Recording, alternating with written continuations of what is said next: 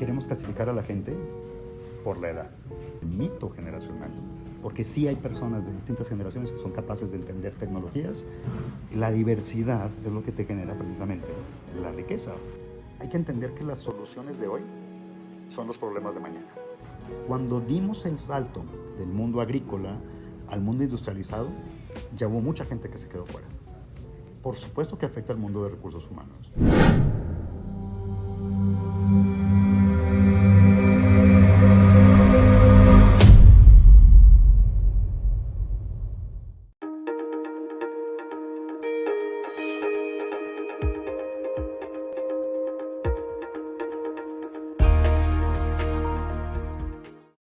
Pues bienvenidos a nuestros amigos de Neuron Business Talks, en donde cada semana platicamos con aquellos líderes que están transformando la forma en la que vivimos y hacemos negocios. Hoy vamos a tener una gran plática con Ricardo Conbariza, quien es el Chief People Officer de Cobalto, que nos va justamente a contar cómo podemos tener una buena área de recursos humanos enfocado a las personas y mejorar estos espacios de trabajo. Ricardo, ¿qué tal? ¿Cómo estás? Maravilloso, muchísimas gracias por la invitación a platicar. Emocionadísimo de las conclusiones que vamos a tener. Seguro que sí, Ricardo. Y hoy, aprovechando que nos han recibido aquí en sus oficinas, en sus instalaciones, Un cafecito y todo, todo bienvenido. vamos muy Perfecto, bien. vamos bien entonces. Todo Muy bien. vamos muy bien y justamente me gustaría que nos platicaran cómo le hacen aquí para construir un ambiente sano, enfocado en buenas prácticas laborales.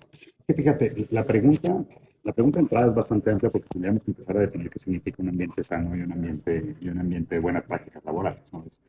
Y dependiendo la organización, dependiendo el tipo de organización, lo que es correcto para unos puede no ser correcto para otros. Entonces, ¿hacia dónde quieres llevar tú la pregunta? ¿Nos vamos a ir al espacio de qué significa y cuál es la práctica específica? ¿O cómo le profundizamos el tema de lo que sería un espacio saludable? ¿Desde dónde lo estás viendo tú, pues? Desde el punto de vista del, a lo mejor, el equilibrio entre nuestra vida personal, evitar el burnout, entre estar contentos en el espacio del trabajo, ustedes que tienen cientos de empleados, pues cómo estemos para estar contentos, a lo mejor ejemplos, casos de éxito. Padrísimo. Déjame te cuento un poquito. Y ahí probablemente, hace unos meses estaba yo en un foro que me invitaron a platicar. Eh, Había grandes empresas mexicanas, americanas, había gente de todo el mundo, de hecho. Principalmente éramos mexicanas y americanas en ese momento. Y la discusión, recién terminada la pandemia, era si el balance de vida y trabajo o la integración de la vida y el trabajo, y qué significaba eso, si la gente podía ir al súper mientras estaban en horas de trabajo o no, si podían estar en su casa o tenían que estar en la oficina, ¿no? Entonces, como después de 30 minutos, que yo honestamente estaba bastante apurado porque tenía una reunión importante después, no que esta no fuera importante, pero me estaba como preparando, de repente me desesperé y dije, a ver, llevamos 30 y tantos minutos, casi 40 minutos hablando solamente de el trabajo remoto. Y que el trabajo remoto y el balance es cuánto tiempo pasas en tu casa versus cuánto tiempo pasas en la oficina. Pero nadie hablaba de cómo integrabas la visión de una persona con la visión de la organización. Y ojo, por supuesto, y por eso tal vez era medio necia la pregunta que te estaba haciendo yo ahorita, ¿no? Es, oye, ¿de dónde quieres que lo abordemos? Por supuesto que un espacio que cumple con ciertas normas de salida, donde no hay acoso, donde tienes protocolos. Aquí tenemos protocolos para, por ejemplo, temas de acoso, acoso moral, acoso sexual. Tenemos protocolos para que si alguien tiene una necesidad, oye, necesito hablar, lo puede hacer. Todo eso creo que es muy sano. Pocas organizaciones están hablando de integrar la visión de las personas con la visión de la organización. Porque la mayoría nos quedamos con esta idea, sobre todo después de la pospandemia, nos quedamos con esta idea de que lo que se tiene que hacer es que entre más perks tuvieras, tenías más balance de vida. Y todo eso fue muy bueno, sobre todo en el mundo startupero, cuando tenías la cantidad de perks, todo lo que podías hacer con las cantidades de capitales que se metían las empresas en hipercrecimiento. De repente tienes empresas y tienes situaciones complejas durante la pandemia, tienes empresas que cierran operaciones, tienes caídas de los mercados, tienes un flujo completamente distinto de dinero que ya no te permite que ya no te pongo todas las chelas en la oficina, oye, ya la resbaladilla pues ya no es la primera prioridad, ¿no? Entonces, el punto es cómo empiezas a entender que la integración de la visión de las personas con la visión de la compañía a veces es mucho más importante de esto. Ahora, por supuesto, y algo que a nosotros, que somos un equipo de trabajo muy acelerado, tenemos mucha energía, desde nuestros fundadores, las personas que dirigimos el negocio, las personas que trabajan en el negocio, es gente de altísima energía. Y si te pones, es más, hay gente que dice, doctor, espérame, déjame respirar tantito. Somos muy enérgicos en nuestra forma de interactuar, de hablar, de movernos. Yo creo que la salud se da cuando ambas visiones están ocurriendo. Cuando Te pongo un ejemplo de una persona con la que tiene una conversación ayer, de tal cual, que le decía, oye, tu talento vale, queremos que estés bien, también queremos que pases tiempo con tus hijos. Por supuesto, es muy importante. Y queremos que entiendas que es importante también para nosotros, porque a veces para una mujer, mamá, puede ser bastante más difícil que para un hombre soltero. Entonces, ese tipo de entendimiento de cómo va la visión de la persona con la visión de la compañía es súper importante. Y para eso tienes que hacer la pregunta. Nosotros estamos en la fase de hacer la pregunta, pero en mi carrera lo que yo he visto es, en el caso de una empresa de tecnología, Softec, la que estoy hace muchos años, que estábamos en una situación en que, créeme, ahí no había salud, ahí la cosa estaba cayendo, la compañía estaba casi en quiebra, hoy es de las empresas de tecnología más importantes de América Latina, pero la pregunta más importante que le hacemos a la gente es, a ver, esto se puede caer mañana, compadre y comadre. ¿Quieres estar o no quieres estar? ¿Quieres estar? Ok, esta es la visión que estamos persiguiendo, ¿cómo la integramos contigo? Y la gente, cuando tienes y haces las preguntas correctas, te van a empezar a dar la respuesta de qué significa integrar eso, pero tienes que entender qué es lo que lo mueve a la persona, cuál es esa visión y las pones juntas. Todo lo demás, ojo, no estoy diciendo que lo demás no es importante, que trabajemos en las normas, la 035, la 037, todo lo que tiene que hacerse, que la legislación está evolucionando. Eh, por supuesto que todo eso es necesario, espacios libres de acoso, espacios libres híjole, cada vez cuidar mucho más. Nosotros somos un negocio en el que probablemente los accidentes físicos son poco probables, pero hay empresas que tienen eso al contrario. Todo esto tienes que cuidarlo. Me parece central que las organizaciones, esas son las cosas más básicas que tienes que hacer. No sirve de nada si no estás conectado con la visión de la gente. Eso te hace espacios saludables. Oye, y justamente me gustaría un poquito platicar más a fondo en ese tema, pero quisiera irme un poquito más para atrás. En la estrategia de las empresas, ¿qué tan importante debe ser el área de recursos humanos, los founders, los CEOs? ¿Por qué es importante empoderar a los directivos de recursos humanos? Eh, Más allá de empoderarlos, creo que tiene que ver con permitir que el área de recursos humanos se transforme. A ver, hoy tienes muchas cosas, muchas funciones que están siendo reemplazadas por inteligencia artificial, por ejemplo. Muchas de las labores administrativas que hoy de las áreas de recursos humanos o finanzas hacen van a ser reemplazadas por algoritmos, por inteligencia artificial, de manera bastante más eficiente. Entonces, lo que yo veo, y con mis colegas, cuando hablo con mis colegas, una de las principales preocupaciones es si estamos o no estamos aportando al negocio. Y lo que no estamos conscientes a veces es que si hay una relación uno a uno de lo que hacemos con el negocio. Probablemente yo no voy a salir a pararme, bueno, sí lo hago y sí lo puedo hacer, pero probablemente mi función principal no esté en ir a vender. Tal vez yo no vaya a salir a la calle a tocar y a buscar y a colocar un crédito. No va a ser la parte pues, que el negocio me está encargando.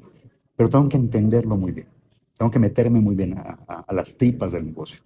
Y es algo que si no lo haces, no vas a poder. Un área de recursos humanos, por ejemplo, alguien me hablaba el otro día de cultura, ¿no? Me decía, oye, ¿qué es cultura? Es que yo quiero entender, porque tengo una idea maravillosa que vamos a hacer esto para celebrar y los cumpleaños y no sé qué. Y muy lindo todo eso, pero la cultura es un sistema organizacional que está funcionando. Y tiene que ver, tu sistema tiene que ver desde la tecnología que utilizas, el talento que tienes instalado, las políticas que estás instalando, el tipo de liderazgo que tienes, lo que las personas necesitan y quieren versus lo que la organización necesita y quiere.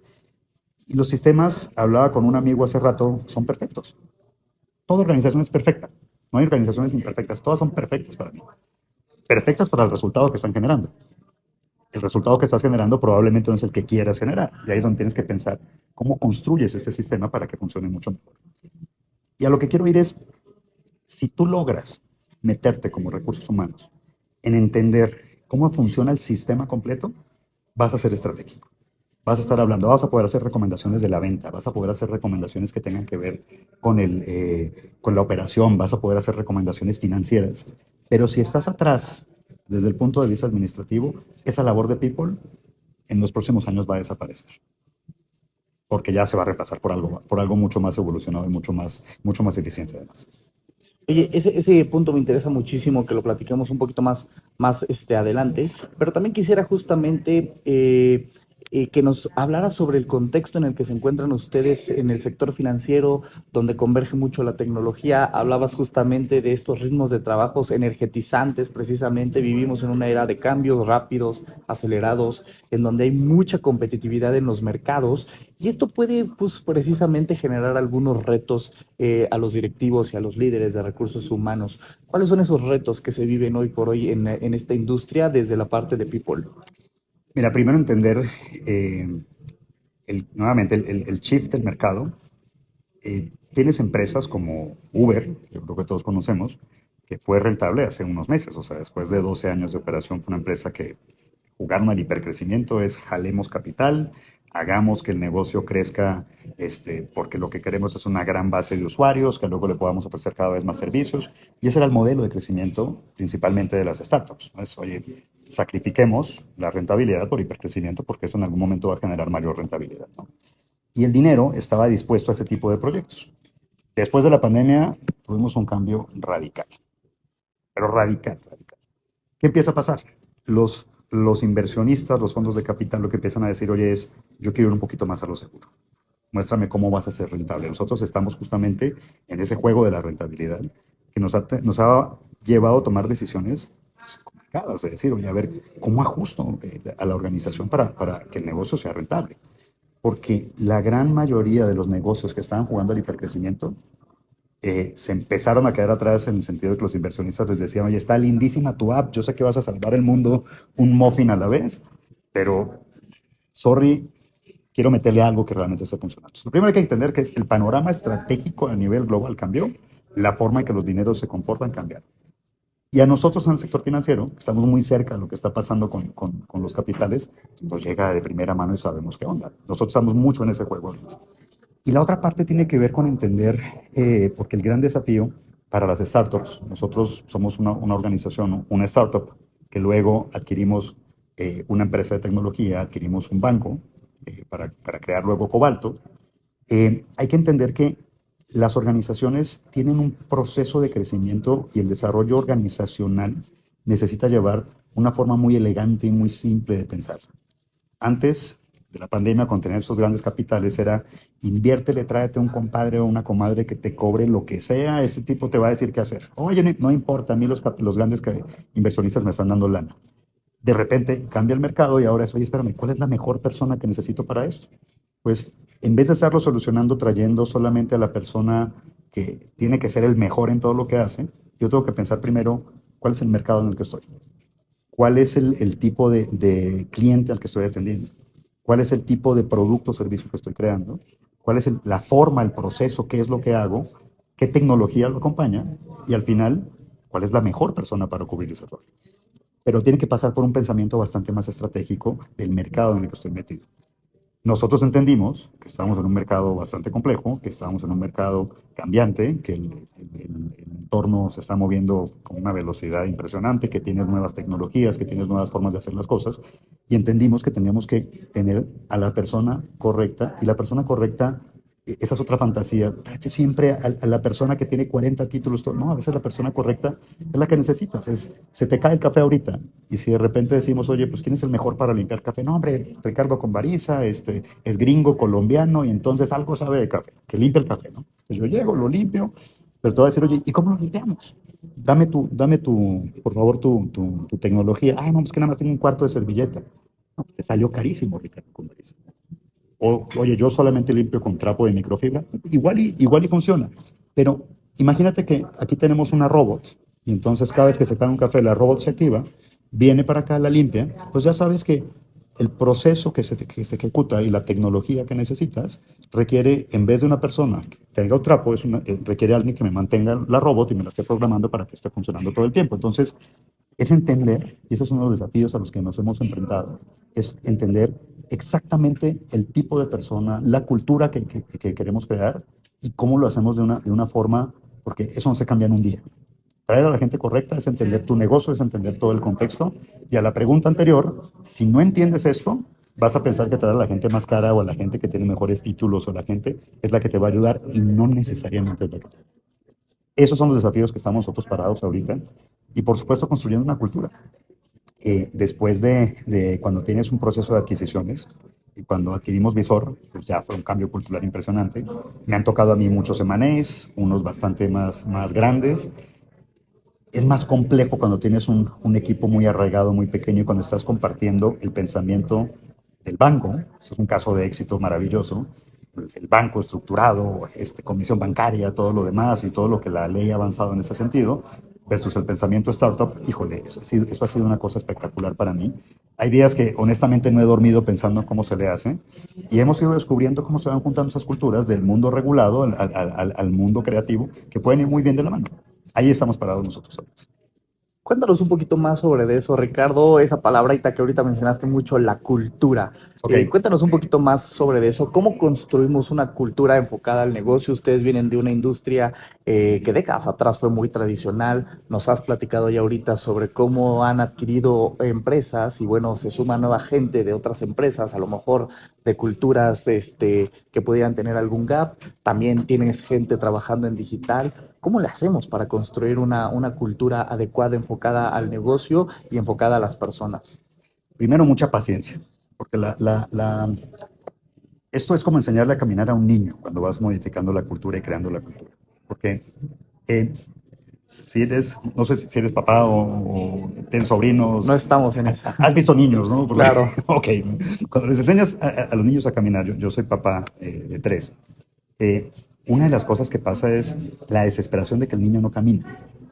Pero tú podrías decir muy fácilmente, oye, este niño pues no cumple con los estándares de movilidad de la familia, pues vamos a ponerlo en un proceso, un PIP, para ver si funciona, y si no funciona, pues lo cambiamos por otro niño. Pues no, no jala, o sea, tienes que estar ahí hasta que el chamaco camine. Y aparte, lo difícil es cómo le haces para poder poner límites, para que no meta el dedo La del enchufe, la tostadora, sí. tostadora, y además cómo le vas incentivando el que dio un pasito. Con los papás es muy fácil verlo porque dices, híjole, mi hijo dio un pasito, mi hijo dijo, "Buh", y tú dices, no, dijo papá, dijo mamá, dijo abuelo y todo lo demás. Ahora, cuando estás trabajando con adultos, porque no somos niños, somos adultos, somos profesionales los que estamos trabajando, aunque seguimos siendo humanos y el principio de aprendizaje sigue siendo el mismo, es cómo empiezas a premiar y cómo empiezas a incentivar aquella desviación positiva que científicamente el método científico te dice, ve la desviación negativa, ve la desviación positiva. Es más, Six Sigma te busca cuáles son tus probabilidades de error y que las midas, porque ya sabes que esto es lo que no quieres que pase, qué es lo que sí quieres que pase, y te enfocas en cosas muy específicas. Y la creación de cultura tiene que tener esa capacidad de poder decir un pasito dimos, otro pasito, y tiene que ser muy apreciativo. Y la otra es entender qué es cultura. Que cultura la confunden muchas organizaciones con el evento que se arma. Con si tenemos la invitación a participar en el evento donde hicimos el pastel o no. Y eso no es cultura. La cultura es algo mucho más, la cultura es mucho más simple y observable. La cultura está basada en comportamientos muy específicos que tú quieres que se repitan. Pero tienes que encontrar cuáles son esos verdaderos comportamientos que tú quieres que se repitan, que te generan cambio. Te voy a poner un ejemplo. Si tú quieres hacer que algo funcione, por ejemplo, déjame ponerte un ejemplo. Si quieres bajar de peso, por ejemplo, tal vez lo que digas, tengo que hacer ejercicio, tengo que hacer dieta, tengo que hacer...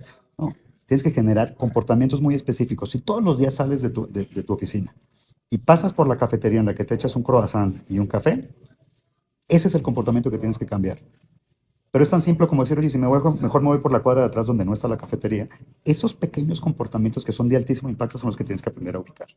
Y tienen que estar muy conectados con la visión de la organización. La cultura va mucho más allá de solamente decir los pósters que ponemos donde decimos son los valores y esto estuvo.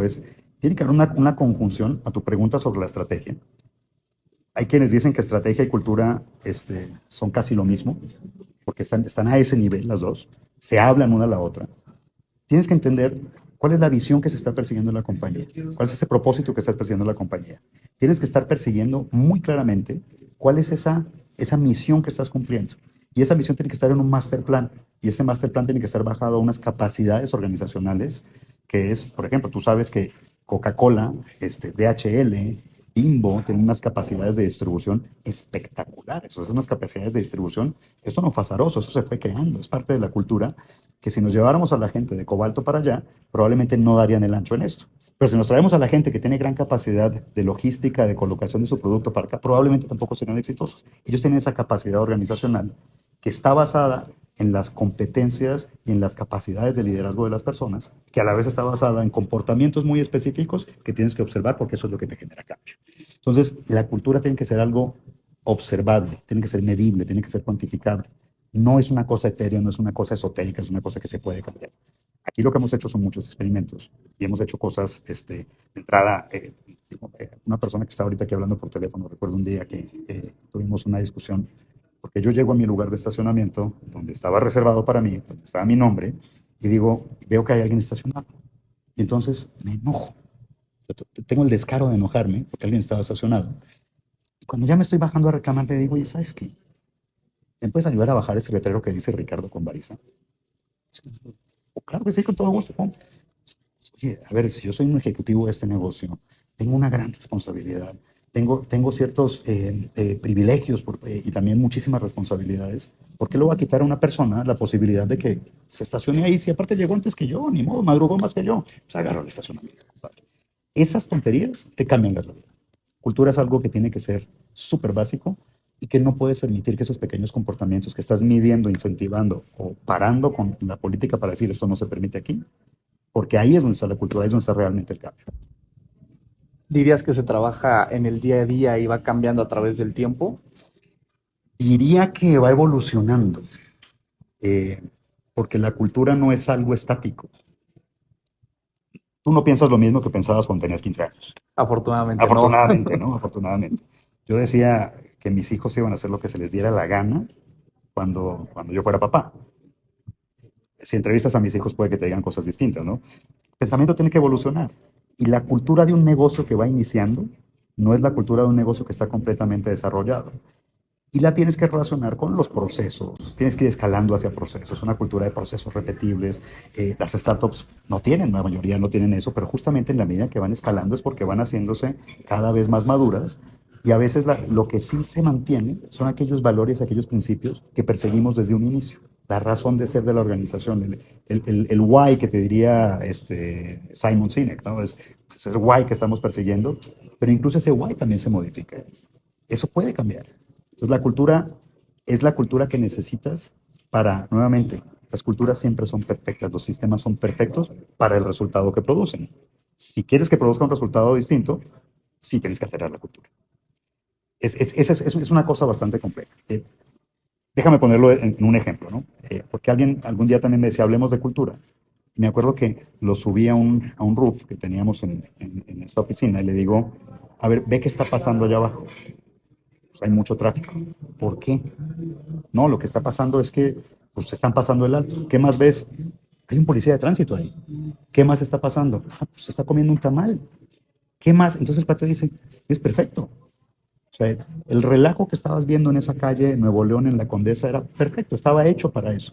Pero si ves cómo los elementos en ese sistema están interactuando, qué secuencias de comportamiento están repitiendo, te vas a esas secuencias y trabajas, y aparte eres capaz de trabajar con los stakeholders que realmente te van a ayudar a hacer y a duplicar esos mensajes, y si además lo conectas con la visión de las personas, y si además pones sistemas, y si además pones políticas, lo gobiernas de una manera mucho más holística la cultura. Es algo medible, cuantificable y creable.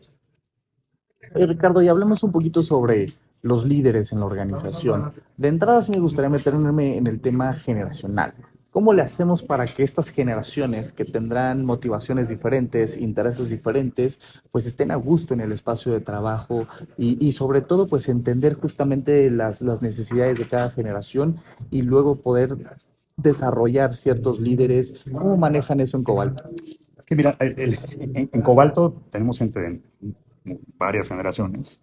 Sí, por supuesto, entiendo que puede haber una tendencia de una generación a tener preferencias o algunos comportamientos distintos a otra, ¿no? Entiendo que digo, lo veo con mis hijos, lo veo con la gente más joven que yo, lo veo con la gente que es mayor que yo en el negocio.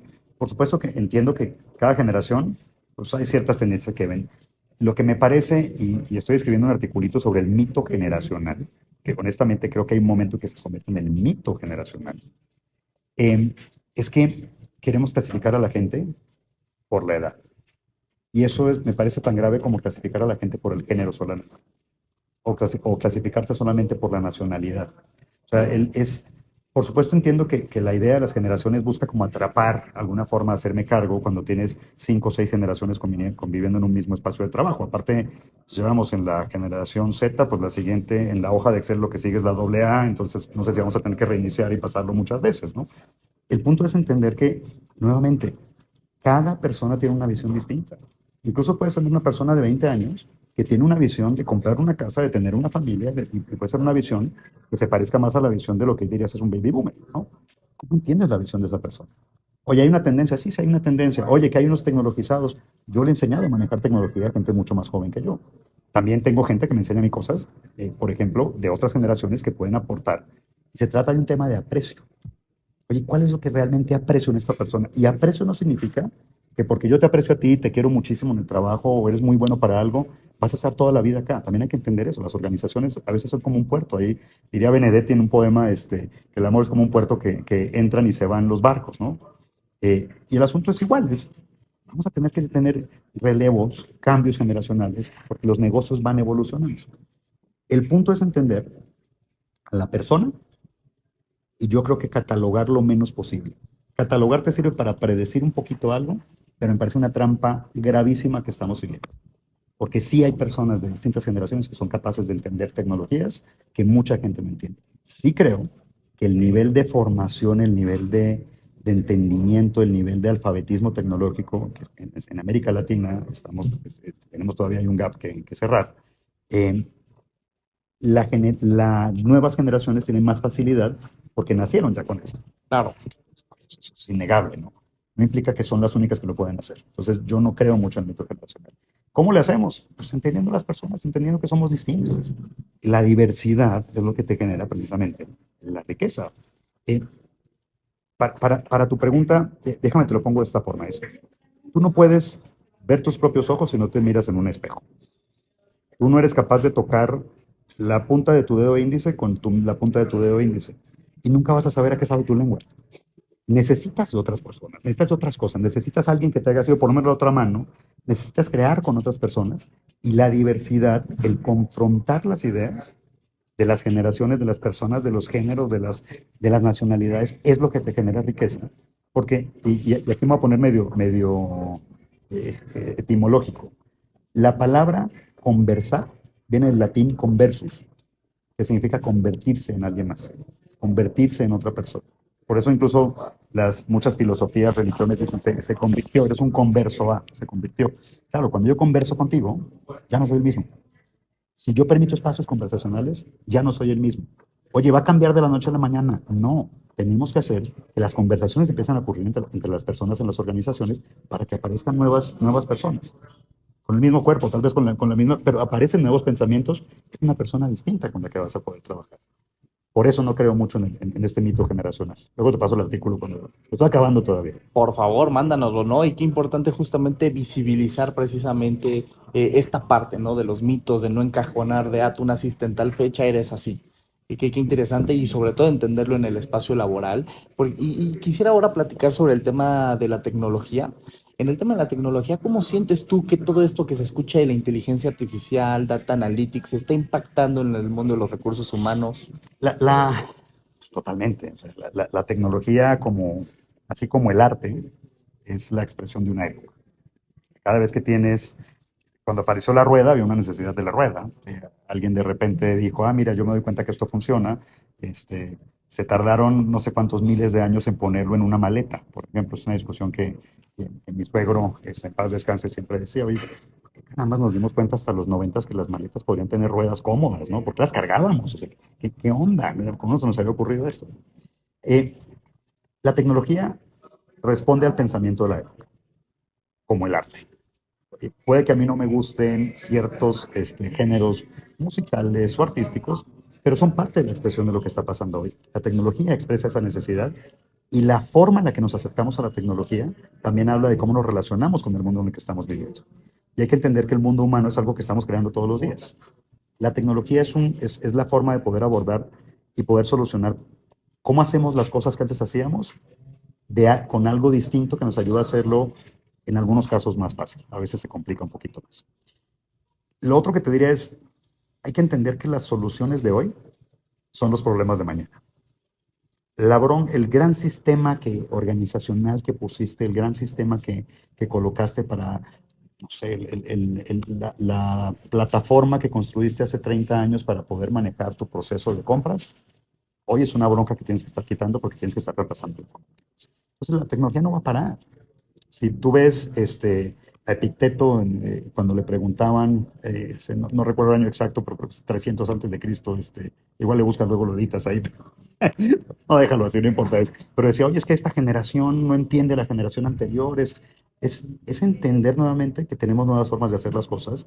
Y creo que, por supuesto que afecta al mundo de recursos humanos. Por supuesto, nosotros tenemos que hacernos cargo de cómo generamos espacios de trabajo con las nuevas formas de hacer las cosas. Cuando dimos el salto del agro, del mundo agrícola al mundo industrializado, ya hubo mucha gente que se quedó fuera para trabajar en las fábricas. Cuando dimos el salto del mundo industrializado a la robótica, fue un problema todavía más complejo porque hubo gente que no supo qué hacer, que se quedó fuera del mercado laboral. Cuando dimos el salto a la informática, también ya fue complicado porque mucha gente se quedó fuera de ese espacio, de esos nuevos, upskilling o skilling que necesitábamos hacer. Y ahorita estamos dando un salto a algo bastante más complejo, como inteligencia artificial, que seguramente vamos a estar hablando también pero muchísimas cosas de esto. Dimos un salto tremendo hacia la inteligencia artificial. ¿Cómo le vamos a hacer para poder utilizarla? ¿Cómo no la satanizamos? Porque nos va a solucionar muchísimas cosas. ¿Cómo la entendemos y cómo la aplicamos? Eso es un problema de recursos humanos. De entrada, es un problema de entender al ser humano y su relación con la tecnología y discutir cuáles son los verdaderos problemas que tenemos que resolver. Entonces, lo que yo sí veo y que ya empezó a pasar es cómo empezamos a acercar a las personas que hoy están lejos de la tecnología para que tengan el mínimo, por lo menos la mínima literacy, la mínima, ay, no, olvidé cómo decirlo en español, la El misma, entendimiento, las bases bases. por lo menos para poder acercarse, que sean letrados por lo menos en la mínima para poder conectarse con eso. Y ese es un tema que en América Latina no estamos trabajando con suficiente velocidad. No estamos entrándole tan rápidamente a la tecnología como otros países y si bien hay esfuerzos gubernamentales, hay esfuerzos de las universidades, hay esfuerzos de las empresas, todavía no estamos entendiendo esto. Y con el tema de la inteligencia artificial, que es algo muy, muy especial que está pasando, discutiendo con un amigo, de hecho el CTO de Cobalto, llegamos a esta conclusión. Cuando llegó la fiebre del oro, ¿quiénes fueron los que realmente hicieron dinero? Los que vendían las palas, ¿no? Las palas, los que vendían la tela, los jeans, o sea, que tú lo usas, que realmente fue una prenda hecha por una tela más gruesa porque pues, se iba a ayudar más para que no se rompiera en una mina, ¿no? Y hoy es una prenda, y Levi Strauss, pues, ¿cuánto ha vendido lo que tú quieras? De Levi's es de las marcas más importantes globales, pues ahí está, o sea, no hemos entendido todavía la aplicación de esto. Entonces, creo que tenemos que trabajar mucho todavía y creo que como organizaciones tenemos que empezar a meternos. Aquí hemos empezado a hacer varios pilotos, experimentos que nos han ayudado a reducir tiempos, que nos han ayudado a conectar más rápido con el cliente, que la persona de ventas pueda hacer mucho más rápido la respuesta, que no tenga que estar pegado en un WhatsApp o escribiéndole a un cliente. Y vimos una maravilla. Pero si no nos preparamos para eso, nos vamos a quedar atrás. Es un tema de preparar a la gente. Oye, y justamente en ese mundo cambiante, con transformación tecnológica tan acelerado, ¿cuáles son esos skills que tú más valoras en tus líderes? Y justamente también, ¿dónde identificas que vale la pena precisamente estar haciendo estos esfuerzos de upskilling, de aprendizaje, de educación profesional? Eh, a ver, ¿cuáles son los que más valoro? Tal vez son competencias muy elevadas de management, pero se llama humildad. Y esa no es fácil de entender. Porque humildad se entiende más como... Tenía una conversación con alguien hace poco y le decía, oye, eso es falsa humildad y me parece muy soberbio de tu parte, ¿no? La falsa humildad es muy Falsa soberbia. humildad. O sea, la falsa humildad es muy soberbia. Porque, no, es que yo fíjate que tengo que ser exactamente igual. No, no, no, a ver, espera. Tienes un talento, tienes que aprender a vivir con él, tienes que aprender a aprovecharlo. Nunca he visto a una gacela que le pida perdón a un león porque se le escapó porque era más rápido. Eso era, ni un pajarito pidiéndole perdón al otro porque vuela y no te está pidiendo perdón porque vuela y tú no sabes volar. No, pues así es, o sea, tienes un talento, tienes una forma, utilízalo. El punto aquí es, ¿cómo logras realmente aprovechar el talento de las personas? Y en esta revolución tecnológica es, ¿cómo más allá o además de upskilling o reskilling, ¿cómo eres capaz de pararte en tu realidad?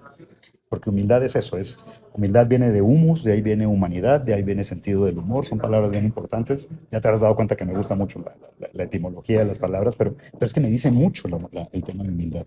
Humildad no es agachar la cabeza, humildad es decir, ¿quién soy? ¿Qué ventajas tengo? ¿Qué talento tengo? ¿Cómo lo aprovecho más? ¿En qué situación real estoy para poder empezar a moverme?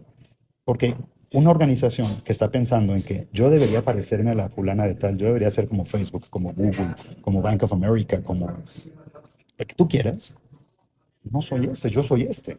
Entonces, creo que el upskilling, reskilling tiene que estar basado de una forma muy humilde. El hecho de que tú y yo nos pintemos el pelo de güero, mañana nos va a salir la raíz negra. En mi caso, ya con algunas canas, seguramente pronto va a salir blanca, pero la realidad es que tal vez mejor trabaje haciendo un mejor moreno que un güero falso. Eso es lo que no queremos. O sea, no queremos espacios poco humildes. Humildes es aceptar lo que tienes. Eso es algo que yo aprecio muchísimo en ejecutivos. Y nuevamente no tiene que ver con agachar la cabeza, no tiene que ver con ser suavecito, tiene que ver con decir, esto es lo que tenemos. Lo otro que estamos valorando muchísimo tiene que ver, y eso es un proceso de transformación que tenemos que seguir avanzando, en entender lo que significa excelencia y entender lo que significa inclusión. Porque la inclusión puede tener muchísimas aristas, pero el poder construir con personas diferentes, con personas de carácter diferente, de formas de pensar diferente, te genera mayor riqueza. Y aquí vas a ver gente, unos que se parecen mucho a otros, otros que son muy distintos. Y como alguien me preguntaba el otro día, oye, ¿cómo es el carácter de los cobaldos? Y le digo, "Oye, son como perros verdes, una cosa rarísima, como que no existe en otro lado, pero porque estamos queriendo generar una cultura que realmente esté trabajando en eso. Nos falta muchísimo, quiero trabajar muchísimo más en diversidad, nos falta, no solamente como cobalto, sino como industria, como país, necesitamos trabajar muchísimo en temas de inclusión. Hay que entender que la diversidad genera riqueza. Y el tema de excelencia eh, está muy relacionado con el tema de humildad, que de hecho están nuestros valores. El tema de excelencia no se trata de perfección. El perfeccionismo, de hecho, es la mejor forma de destruir la creatividad y la excelencia. Se trata de cómo lo hago un poquito mejor ahorita. Y a veces requiere una paciencia infinita. Porque sí, yo quisiera que esto se arreglara ahorita, que esto pasara en este momento. Pero no es así. Son muchísimas iteraciones entre personas hasta que llegas a ese mundo de excelencia. Excelencia es esa actitud de estar parado. Y los líderes, las personas que vienen con ese ADN, aquí los valoramos mucho. Oye, Ricardo, y un poquito para ir terminando, platícanos qué es lo que más disfrutas de trabajar en Cobalto y por qué le recomendarías a alguien poderse sumar a una empresa como ustedes. Porque la capacidad de crear en Cobalto es altísima. Eh, Estamos en un salto de pensamiento en el que cada vez, pues por supuesto, como te decía, estamos en un mundo regulado con el banco. Tenemos el pensamiento startup, por otro lado, que está como... Entonces, la capacidad de crear y de moverte en esos dos mundos va a ser buenísima. Yo creo que el perfil de personas que estamos queriendo que venga son personas con muchísimo arrojo. eh, yo sí quiero gente rara, quiero perros verdes que vengan a cambiar la realidad. Eh, y principalmente yo recomendaría a gente que quiere como lograr un desafío de su carrera que no lo va a encontrar en otro lado. Y no porque seamos, todas las empresas, no, somos únicos, tenemos una cultura única, te van a decir muchas veces. Tiene más que ver con el ritmo y con la velocidad y con la creatividad que tenemos que atacar las cosas. Tiene que ser muy rápido, tienes que estar ahí para atacarlo. Y en mi carrera he estado en compañías enormes, he asesorado a negocios enormes, soy mentor de muchas compañías. No había vivido yo algo como lo que he vivido aquí en Cobalto. Es una cosa que tienes que meter las manos, tiene que ser gente muy aguerrida, que realmente esté dispuesta a meterse al desafío de cómo logramos en unos años ser de los bancos más importantes de México. Y para allá vamos. Genial, Ricardo. Oye, pues no sé si de tu lado traigas algunas conclusiones, algún mensaje final, algún tema adicional que nos quisieras contar. Yo simplemente una invitación a que reflexionemos de la función que tenemos y la responsabilidad que tenemos la gente que trabaja recursos humanos, capital humano, gestión humana, people, como quieras llamarle, aquí le llamamos people. Eh, tenemos una función muy importante de dar significado a las organizaciones, de darle sentido y darle forma a las organizaciones. Que nos olvidemos que esa no es una chamba transaccional. Es un trabajo que realmente requiere meterte con el corazón, meterte en la estrategia, acercarte al negocio y que va a requerir que te hagas preguntas que tal vez no tengas respuesta. Y ese valor es el valor de la gente de People. Tenemos que empezar a hacer preguntas que nos dé miedo contestar, preguntas para las que no estemos listos para contestar, preguntas incómodas, porque somos como, está el Merlín y está el Rey Arturo, y el Rey Arturo va a sacar la espada de la piedra, esa no es mi chamba es estar ahí con Arturo para decirle qué es lo que tiene que hacer, para poder darle un sentido distinto, para poder escuchar también y poder coachar a una organización que se está creando, que va creciendo. Es una labor maravillosa, tenemos que estar más preparados. Y por último, que creo que tenemos que ser más valientes.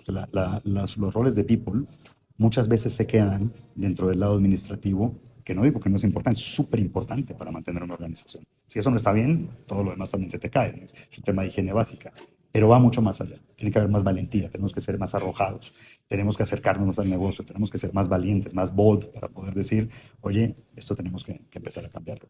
Y una paciencia infinita.